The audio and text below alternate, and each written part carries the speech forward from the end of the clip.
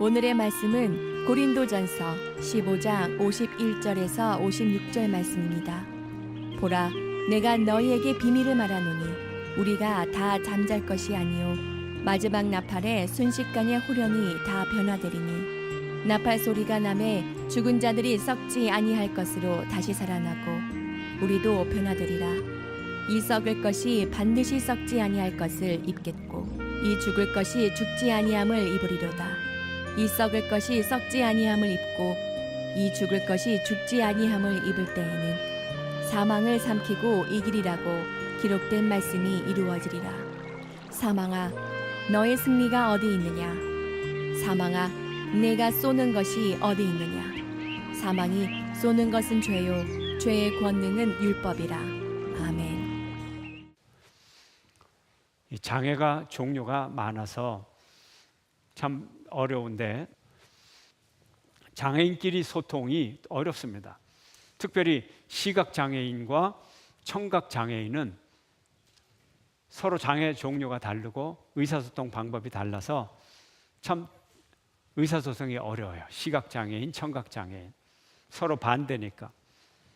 그러다 보면 갈등이 커져요. 시각장애인과 청각장애인이 싸워서 누가 이길까요? 시각장애인이 이기죠. 왜요? 눈에 보이는 게 없으니까. 혹시라도 좀 양해를 해주시기를 바랍니다. 시각장애인이 계시면. 그런데 더 무서운 사람이 있죠. 오늘만 사는 사람. 내일이 없으니까 두려울 게 없는 거예요. 오늘밖에 날이 없으니까 우리가 무슨 데몬스트레이션을 보고 하면 이마에 띠, 거기에 이제 빨간 글씨로 뭐라고 써져 있죠? 대부분 결사 반대다. 죽기를 각오하고 반대를 한다. 대단하죠. 죽기로 각오하고 반대를 하니 이 사람들 어떻게 이기겠어요? 지금까지 이 수많은 현수막 중에서 가장 파괴력이 강한 현수막이 하나 있는데 어떤 노인회에서 붙인 거예요. 살 만큼 살았으니 붙을 테면 붙어보자. 이거 뭐 다 살고 나서 뭐 한번 해보자니까 뭐 참 어떻게 할 수가 없어요. 어떻게 이렇게 죽음을 두려워하지 않는 사람이 제일 무서운 거죠. 그런데 무서운 사람 최상급이 있어요. 더 최상급, 진짜 두려운 사람. 이 사람은 어떤 사람이냐? 죽는 게 상 받는 상급인 사람. 사람의 죽음이 명예로운 과정이고 그 과정을 거쳐서 명예롭게 죽으면 하나님의 상을 받는다. 죽는 게 상이다. 그러면 어쩌다가 죽을 테면 죽어보자가 아니라 죽기를 각오하고 도리어 죽는 게 소원이다. 이 사람을 어떻게 당하겠어요? 어떻게 당하겠어요? 바로 이런 신앙이 부활 신앙이에요. 죽음도 감당하지 못하고 죽음도 이기고 다시 살아나는 삶. 부활은 죽음을 넘어선 신앙임을 믿으시기를 축원합니다. 이 세상에는 죽음을 두려워하기 때문에 죽음을 잘 연구하고 이용하면 장사가 돼요. 비즈니스가 돼요. 요즘 사람 살리는 병원에 웬 장례식장이 그렇게 크죠? 한 병동보다도 장례식장이 더 커요. 죽음을 이용한 비즈니스입니다. 수많은 왕조들이 화려한 무덤을 가꾸었고 이집트의 파라오는 죽음의 공포를 이기고 영원히 살기 위해 피라미드를 지었어요. 죽음이 좋아서 죽음의 궁전을 지은 것이 아니고 죽음이 두려워서 죽음을 피하려고 그런 엄청난 건축을 한 거죠. 오늘날 장례식장, 장례용품, 또 매장지, 납골당 다 죽음 때문에 생긴 비즈니스예요. 무엇 때문에? 죽음의 두려움 때문에, 공포 때문에. 그러나 만약에 이 죽음을 넘어서는 사람이 있다면 그 사람에게는 죽음의 공포를 이용한 거래가 통하지 않죠. 죽음의 비즈니스가 통하지 않는 사람이 있어요. 죽음이 결코 마지막이 아닌 사람, 수위가 좋건 나쁘건 뭔 상관이에요. 관이 좋건 나쁘건 뭔 상관이에요. 무덤이 양지에 있건 음지에 있건 봉분이 높건 낮건 비석이 크건 작건 그게 무슨 상관입니까? 우리가 거기 있지 않기 때문에 그래요. 우리는 무덤 속에 있지 않아요. 육신이 파묻혀도 우리는 무덤 속에 있지 않아요. 예수님의 보혈의 능력을 믿는 자는 마지막 날에 다 살아나리라. 모두 살아나리라. 우리도 변화되리라. 이것이 성경의 약속이요 우리의 믿음인 것입니다. 오늘 본문 51절 함께 읽겠습니다. 시작. 보라, 내가 너희에게 비밀을 말하노니 우리가 다 잠잘 것이 아니요 마지막 나팔에 순식간에 호련히 다 변화되리라. 아멘. 우리가 다 변화되리라. 예쁜 사람 한 명만 변화되는 것 아니고, 충성하는 사람 소수만 변화되는 것 아니고, 다 부활하리라. 다 변화되리라. 예수님의 약속임을 믿으시기를 축원합니다. 우리의 죽음은 우리를 영원히 붙잡아 둘 수가 없습니다. 종말의 날에 천군 천사의 나팔 소리가 울릴 때 우리가 다 부활한다는 거예요. 여기 있는 사람 다 다시 만나게 된다는 거예요. 아멘. 한 명도 빠짐없어요. 오늘 예배 병 걸려고 몸이 아파서 예배 출석 못한 그 교우조차도, 그분들도 다 오신다는 거예요. 다 함께 부활한다는 거예요. 그래서 부활의 신앙을 고백한 사도들, 죽음이 두렵지 않아서 요한 외에는 다 순교를 했어요. 요한도 순교는 안 했지만, 자연사를 했지만, 그러나 그의 삶의 과정에 얼마나 고난을 받았는지 몰라요. 그는 그 고난을, 죽을 것 같은 고난도 두려워하지 않았던 것입니다. 올해가 3.1운동 100주년 기념이라서 3.1운동에 대해서도 연구를 많이 하고, 또 좋은 책들도 나오고, 독립운동사 그런 역사책들도 많이 나옵니다. 특별히 우리는 유관순에 대해서 더 많이 알게 되었어요. 당시 이화여고의 교장인 프라이 교장 선생님이 학생들의 희생을 막겠다고 기숙사 문을 닫고 학교 정문을 잠그고 학생들의 출입을 금지했어요. 3.1 만세 운동에 참여를 막았어요. 그런데 유관순과 그의 친구들은 결사대를 만들고 담을 넘어서 탑골 공원에 가서 만세 운동에 참여를 했습니다. 그리고 학교가 폐교당하고 고향으로 내려와서 4월 1일 이제 고향에서 아운의 장터에서 만세 운동을 벌입니다. 스스로 손수 태극기를 만들고 그 태극기를 나누어 주면서 연설을 했습니다. 이때 만세 시위를 하면서 유관순이 보는 그 눈앞에서 일본 경찰의 그 칼에 그 두 부모가 죽는, 돌아가시는 장면을 바라보게 됩니다. 그녀는 체포되어서 일본인 검사에게 의자를 집어 던졌습니다. 아운의 장터 만세 운동하다가 체포되어 공주재판소에서 재판을 받는 과정에 이런 말을 합니다. 나는 조선 사람이다. 너희들은 우리 땅에 와서 우리 동포들을 수없이 죽이고 나의 아버지와 어머니를 죽였으니 죄를 지은 자들은 바로 너희들이다. 우리가 너희들에게 형벌을 줄 권리는 있어도 너희가 우리를 재판할 권리는 없다. 그리고는 그런 명분이 없다. 그러고는 일본인 검사를 향하여 자기가 앉았던 의자를 집어 던져버렸습니다. 유관순 열사는 옥중에서도 만세운동을 했습니다. 감옥에 끝없는 고문이 계속되어도 대한독립 만세를 부르고 3.1운동 1주년 되는 날 조직적으로 온 감옥 전체에 만세운동을 한 주도자가 되었습니다. 1년 반 정도 지난 감옥 생활 1년 반 정도 지난 1920년 9월 28일 서대문 형무소에서 눈을 감으며 마지막 한 유언이 이렇습니다. 내 손톱이 빠져나가고 내 귀와 코가 잘리고 내 손과 다리가 부러져도 그 고통은 이길 수가 있사오나 나라를 잃어버린 그 고통만은 견딜 수가 없습니다. 나라에 바칠 목숨이 하나밖에 없는 것만이 이 소녀의 유일한 슬픔입니다. 누가 이 어린 소녀의 이 용기를 막을 수가 있었습니까? 죽음도 두렵지 않는 부활 신앙이 있었기에 그가 이 나라를 이토록 뜨겁게 사랑할 수 있었던 것입니다. 우리 믿음의 증인들은 모두가 한결같이 죽음을 두려워하지 않는, 십자가를 두려워하지 않는 부활 신앙이었습니다. 여러분 모두가 부활의 신앙으로 용기를 얻는 신앙인이 되시기를 주의 이름으로 축원합니다.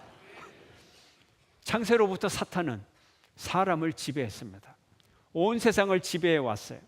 그리고 사탄의 세력은 날로 커지기 시작했어요. 급기야는 하나님의 아들 예수 그리스도, 그 메시아를 십자가에 못 박는데 성공을 했습니다. 사탄이 이겼어요. 드디어 하나님의 아들까지 십자가에 못 박고 그를 죽이고 이제 무덤 속에 하나님의 아들을 가두게 되었어요. 예수님은 무덤 속에 갇히게 되었습니다. 사흘을 머물렀습니다. 무덤이란 무엇입니까? 무덤은 죽은 사람이 가는 곳, 음부입니다. 음부의 상징입니다. 예수님의 육신은 돌무덤 속에 있었지만 예수님의 영혼은 음부의 깊은 바다까지 완전히 내려가셨습니다. 사탄은 승리했어요. 예수님의 육신을 돌무덤에 가두고 예수님의 영혼을 음부 속에 가두었어요. 드디어 사탄은 눈앞에 완전한 승리가 보였습니다. 이제 모든 것을 다 이겼어요. 모든 것을 다 이겼습니다. 하나님의 아들까지 이겼어요. 그런데 죽은 메시아를 가두어 놓은 그 음부의 문이 폭발하듯 열리고 부수어지고 죽었던 예수님이 살아나셨던 것입니다. 아멘. 겉으로는 예수님이 사탄의 세력, 죽음의 세력에 패배하신 것처럼 보였지만 그러나 사흘 만에 예수님은 사탄의 권세지인, 사탄의 권력이 있는 그 음부의 문을 부수고 음부를 완전히 정복하고 다시 부활하셨던 것입니다. 죽음을 이겨냈습니다. 사탄을 이겨냈습니다. 죽음의 독침이 사라져 버렸어요. 사탄의 완전한 승리처럼 보이는 그 승리가 이제 주님의 완전한 승리로 뒤바뀌게 되었던 것입니다. 영적 전쟁의 완벽한 대역전 드라마가 예수님의 부활을 통하여서 이루어졌던 것입니다. 십자가는 패배의 장소가 아니라 승리의 장소였어요. 완벽한 대반전이 일어났습니다. 오늘날의 교회는 바로 이 예수님의 증언 위에 세워져 있는 것입니다. 우리의 증언의 두 기둥은 십자가와 부활입니다. 예수님의 십자가와 예수님의 부활, 우리는 이것을 증언하는 것입니다. 십자가가 있어서 부활이 있는 것이고 부활이 있어서 십자가가 의미가 있는 것입니다. 주님께서 바로 이 전쟁의 대역전 드라마를 만들어 주셨습니다. 매일신문의 자료 화면을 보면 1954년도에 대구 사진이 몇 장이 있습니다. 첫째 사진을 보면 참 이런 모습이 있어요. 함께 모여서 아마 미국에서 온 이 쌀 가지고 동네에서 공동 식사를 하는 모양이에요. 저기 10살 소녀, 아마 지금 75세 된 우리 권사님 모습 비슷한데요. 예, 다음 사진. 예, 교회에서 아이들이 선물 받고 찍은 사진이에요. 세 번째 사진. 예, 우리는 베개 민족입니다. 예, 65년 전에 저런 옷을 입었어요. 근데 그 중에 다음 사진이 제 마음을 끌었어요. 대구 표지판인데요. 아마 철길에 이제 기차가 타그닥 가다가 드디어 대구에 왔습니다 하는 철길의 이정표 같아요. 근데 글씨가 대구, 또 영어로 태구, 근데 위에 작은 글씨가 보여요. 한번 같이 읽어볼까요? 시작. 너도 나도 사랑하자. 백두산 가는 길을 대구. 다시 한번 읽어볼까요? 시작. 너도 나도 사랑하자. 백두산 가는 길을 대구. 대구는 어디 가는 길이요? 백두산. 예, 이제 우리는 예배 끝나고 한 2시간 올라가면 백두산 정상에 올라갈 수가 있습니다. 예, 백두산 가는 길이에요. 참 특이해서 이게 무슨 뜻인가? 대구가 백두산 가는 길이다. 주로 모든 것은 서울 사람 중심인데 서울 사람들은 서울밖에 몰라요. 그래서 다 시골이라 그러고 대구는 부산 가는 길이에요. 그죠? 그 가운데. 왜 백두산 가는 길인가? 그래서 제가 알고 싶어서 컴퓨터 검색창에 백두산, 대구 이렇게 쳐봤어요. 그랬더니 이 나오는 내용이 뜹니다. 멀리 인천공항까지 가지 않아도 되며 남부지방에 사는 사람들에게는 정말 좋은 대구공항 출발. 대구공항에서 백두산까지 가는 항공사는 에어부산 항공입니다. 본 설교는 광고를 포함하고 있습니다. 이런 내용이 뜨더라고요. 그래서 다른 내용이 없어요. 그래서 제가 해석을 해야 되겠다. 이 사진을 보면요, 큰 강이 있어요. 무슨 강일까요? 낙동강이죠. 보나마나 낙동강이죠. 그리고 오른쪽에 뭐가 있어요? 철교가 있어요. 하나님이 의미를 깨닫게 해주시더라고요. 백두산 가는 길. 왜 백두산을 가나? 1954년 6.25 전쟁 직후, 그리고 대구에 붙은 별명. 6.25 전쟁 때 우리는 완전한 패배, 완전한 위기, 완전한 패배 직전까지 몰려갔어요. 완전한 패배 직전까지. 왜요? 1950년 8월 6.25부로부터 한 달 만에 남쪽으로 그리고 낙동강 전선이 생겼어요. 그리고 이제 영남 지방에 중남부 지방까지 남았어요. 요것만 남았어요. 요 전선만 파괴가 되면 이제 우리나라는 이 적화 통일이 되는 거예요. 북한은 6.25로부터 50일 만에 8월 15일 광복절에 완전한 적화 통일을 이루어서 이제 이 공산화를 이루겠다, 그렇게 욕심을 부리고 쳐들어 왔습니다. 이때 결정적인 전투는 낙동강 전투였어요. 낙동강 전선이었어요. 그래서 이제 8월 초부터 이제 미친 듯이 이 낙동강 전선에서 전쟁이 계속됩니다. 방어하는 사람이 힘들 정도로 새벽에 공격해 와서 이제 좀 쉬려나 그러면 아침에 공격하고, 오후에 또 공격하고, 또 저녁 때 또 공격하고, 밤에 또 공격하고, 쉴 틈 없이 미친 듯한 공격을 해왔어요. 도하작전, 인해전술, 보병의 연속 돌격, 격렬한 공격을 해왔어요. 국군과 유엔군 밀릴 대로 밀리고, 이제는 전력이 없어요. 군사도 없어요. 암담하기 짝이 없습니다. 열악한 국군 군대, 또 미군 군대도 연이어서 패배를 당하고 쫓겨 내려왔어요. 방법이 없어요. 제자리에서 버티든가 죽든가 처절하고 살벌한 싸움을 하였습니다.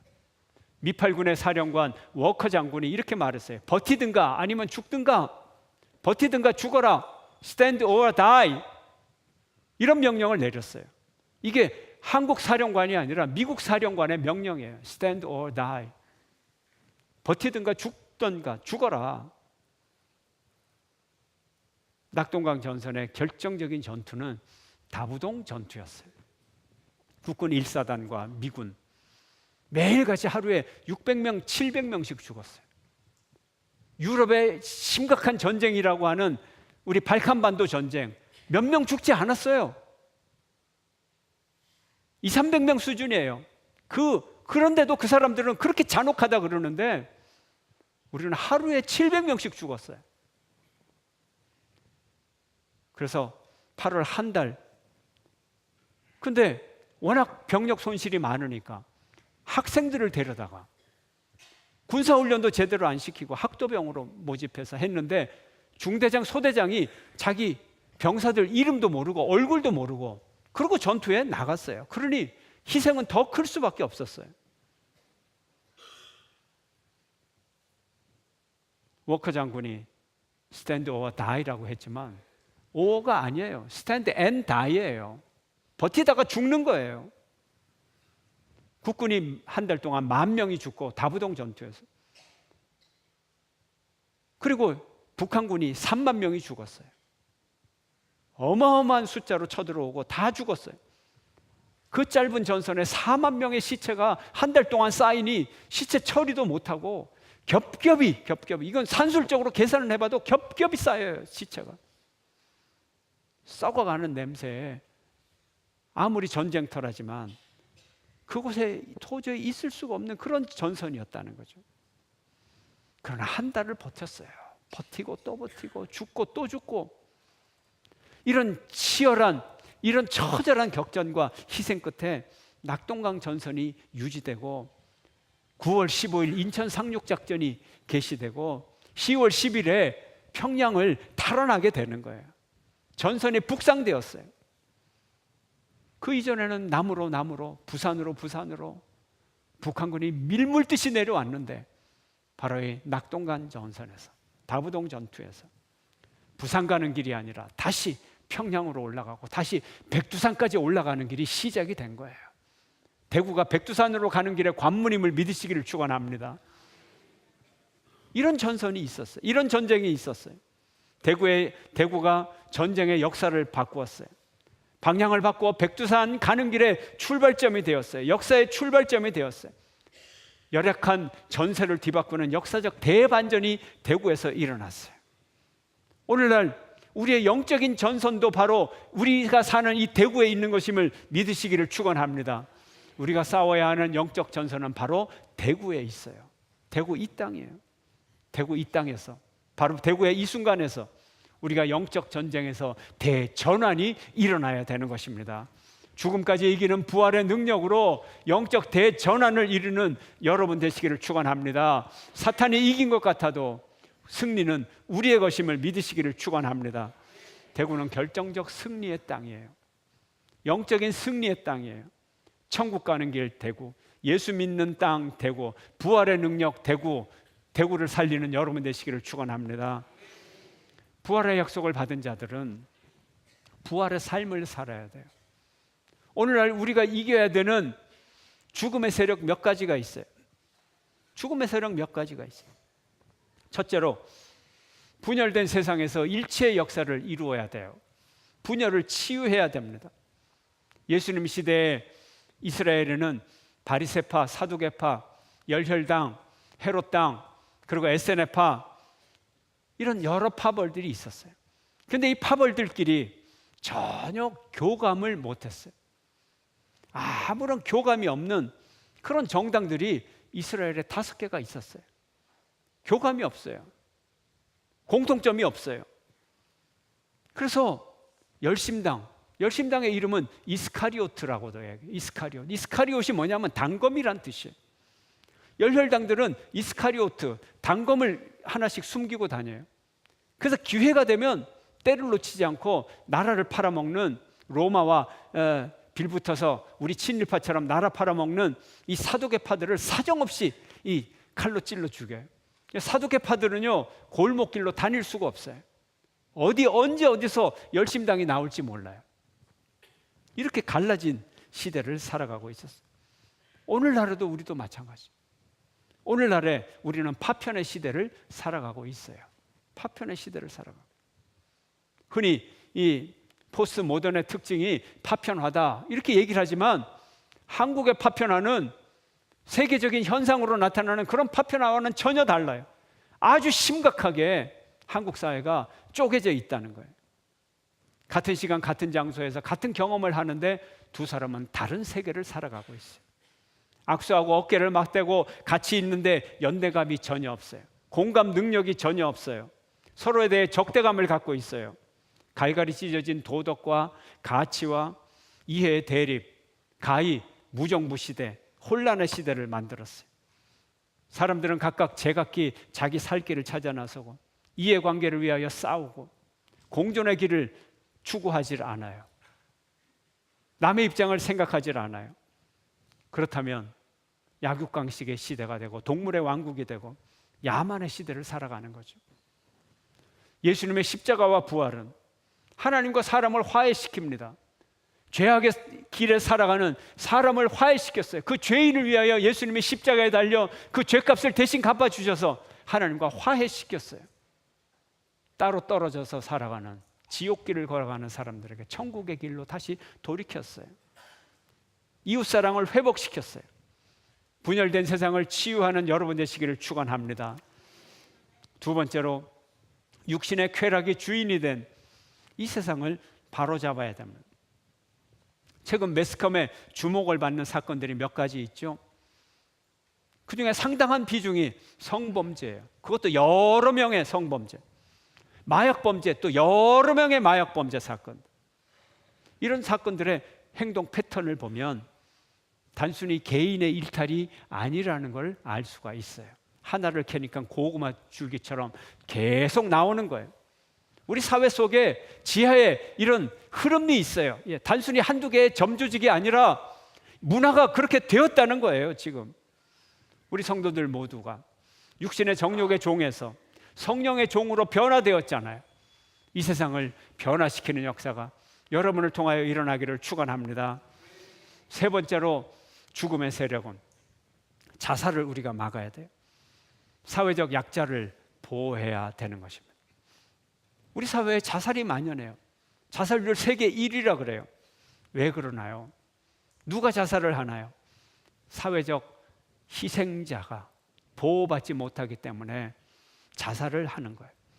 사회로부터 도움받을 길 없는 우리 사회의 약자들의 자살인 거예요. 도와주지 않으면 죽게 돼 있어요. 그런 사회는 사회가 아니죠. 사회라는 것이 무엇입니까? 사회 구성원들을 돕는 거 아닙니까? 친구들의 폭행을 당하고 다른 학급원들의 도움을 받지 못하고 선생님의 도움도 받지 못하고 상담 교사의 도움도 받지 못하고 부모의 도움도 받지 못하고 경찰의 도움도 받지 못하고 옥상까지 끌려가서 새로 산 패딩 잠바 빼앗기고 추운 겨울에 찬바람 불어오고 이 아이가 갈 데가 어디입니까? 보호받지 못하는 이 학생이 갈 데가 어디예요? 뛰어내리는 거죠. 품어주는 데가 없잖아요. 보호해주는 데가 없잖아요. 위로해주는 사람이 없잖아요. 인류의 생존, 인류의 문명의 기초는 사회입니다. 사회가 있어야 우리가 살아가요. 사회가 없으면 우리는 늑대 한 마리하고 싸워서도 이길 수 없어요. 사자와 호랑이를 어떻게 이기겠어요? 어떻게 이기겠어요? 아무것도 이길 게 없어요. 하다못해 뱀으로부터도 이길 수 없고 작은 벌레로부터도 우리는 이길 수 없어요. 사회가 있어서 우리를 치료해주고 지켜줘야 되는 거예요. 함께 지켜야 되는 거예요. 문명이 없으면 우리가 살아갈 수 없어요. 문명이 뭡니까? 의사소통의 도구, 문자와 언어가 있고 이 문자와 언어로 의사소통하면서 문명을 쌓아가고 그래서 그 문명으로 우리가 살아가는 거예요. 사회가 파괴되고 의사소통이 끊어지고 그럼 우리가 문명이 있습니까? 야만으로 돌아가는 거죠. 사회가 튼튼해지는 길은 정의를 세우는 거예요. 사회가 튼튼해지는 길은 건강한 의사소통을 하는 거예요. 이것이 하나님의 뜻이에요. 아름다운 사회를 만들어라. 건강한 사회를 만들어라. 서로 사랑하라. 내가 너희를 사랑한 것처럼 너희도 서로 사랑하라. 하나님의 말씀이에요.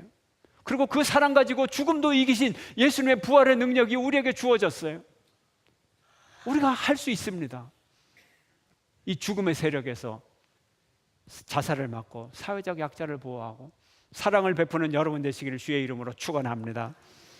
네 번째로 우리는 거짓 인권과 도덕 독재를 막아야 됩니다. 국가는 인권의 이름으로 개인의 자유를 보호해야 돼요. 이건 맞는 얘기예요. 그러나 현재 국가인권위원회와 국회는 도덕 논쟁의 결론을 자기들이 내리고 국민들을 강압적으로 이렇게 하라고 지배하려고 하는 거예요. 양성평등이라는 것을 성평등으로 바꾸고 동성애든 온갖 도착된 성을 무조건 정당화시키려고 하고 있는 거예요. 더 나은 가치를 국민들 스스로가 찾아가도록 길을 열어주고 장려하는 것, 이것이 국가가 할 일이에요. 근데 어떤 도덕이 더 나은 도덕인지 우리 국민들끼리 대토론도 일어나지도 않았고 아무런 말이 없어요. 아무런 이야기가 우리 사회 속에서 합의를 한 적이 없어요. 그리고 원래 도덕이라고 하는 거 법으로 정해서 때리고 다스리고 그러는 게 아니에요. 아무리 효도가 좋지만 하루 한 번 부모에게 전화 안 걸면 처벌하는 법 만들어 가지고 효도를 강제로 하는 거 이런 거 아니죠. 도덕은 원래 그런 게 아니에요. 자유로운 가운데서 사회 구성원들끼리 무엇이 더 좋으냐, 선의의 경쟁을 통해서 아름다운 사회 만들어가고 더 좋은 도덕을 만들어가는 거예요. 이건 본질이에요. 근데 누가 결론을 내립니까? 누가 강압적으로 자기 마음대로 이걸 시킵니까? 심지어 기독교 학교의 설립 이념까지 비웃고 그런 것들을 다 말살하려고 그래요. 누가 이걸 결정했어요? 누가 결정했어요? 어떤 공무원이 이걸 결정했어요? 대통령이 이걸 결정할 자격이 있어요? 장관이 이걸 합니까? 차관이 이걸 합니까? 국회의원이 이걸 결정합니까? 자격 없어요. 관료주의라고 하는 방패 뒤에서 악한 윤리를 법으로 만들어서, 심지어는요 최근에 입법돼서 계류된 그 법안에 이런 내용까지 들어있어요. 포괄적 차별금지법 내용 중에 하나가 뭐냐면, 제가 그대로는 얘기 안 하고 뜻을 전달해 드리겠어요. 이 법안의 목적을 이룰 때까지 잠정적으로 국민들의 기본권을 유보할 수 있다, 이런 글까지 집어넣었어요. 목적을 이룰 때까지 잠정적으로. 잠정적으로가 뭐예요? 무기한이죠. 잠정적 그러면 잠깐 한 1년 되겠다 착각이에요. 법에 잠정적은 기간이 없다는 거예요. 목적을 이룰 때까지 뭐예요? 동성애가 좋다고 얘기할 때까지. 언제 국가의 법으로 성관계까지 결정하고 처벌을 합니까? 옛날에 이런 적은 있었어요. 데모대 전단을 학교 앞에서 줘서 자기도 모르게 그냥 가방에 넣었는데 불신검문에 전단이 나온다고 닭장차에 가고 그런 일이 있었어요. 그런데 이제는 그런 정도가 아니라, 정치적 독재가 아니라 도덕적으로 이런 법이 통과되면 기본권을 박탈한다고 하니까 양심의 자유, 표현의 자유 이런 것까지 다 박탈이 되는 거예요. 심지어는 코미디가 아닙니다, 여러분. 법대로 하면 길 가던 아이들을 붙잡아 가지고 너 동성애 좋아 나빠? 동성애 나빠. 그러면 9주 3일 동성애 좋아요. 통과 가세요. 이런 일까지 생길 수 있는 거예요. 법은 그렇잖아요. 도대체 누가 이걸 만들려고 하는 거예요? 누가 이걸 만들려고 하는 거예요? 가짜 인권, 도덕 독재. 아무리 좋은 도덕도 법으로 돼서 강압을 하면 안 좋은데, 나쁜 도덕을 가지고 자유의 이름으로 강압적으로 만들려고 하는, 이게 사탄적이라는 거예요. 여러분들이 논리를 정확하게 알아야 돼요. 그냥 무조건 나쁘다 그런 게 아니에요. 법적으로도 문제가 있잖아요. 이런 일들이 모두 죽음의 특징입니다. 부활의 신앙은 죽음을 이깁니다. 부활의 신앙은 반드시 이깁니다. 우리 모든 부활 신앙인들이 나라와 민족을 위하여 기도해야 됩니다. 끊임없이 기도하는 여러분 되시기를 바랍니다. 부활의 능력으로 죽음을 이기는, 죽음의 세력을 이기고 이 땅에 하나님의 사랑과 하나님의 생명력으로 다시 새롭게 하는 저와 여러분이 되시기를 주의 이름으로 축원합니다.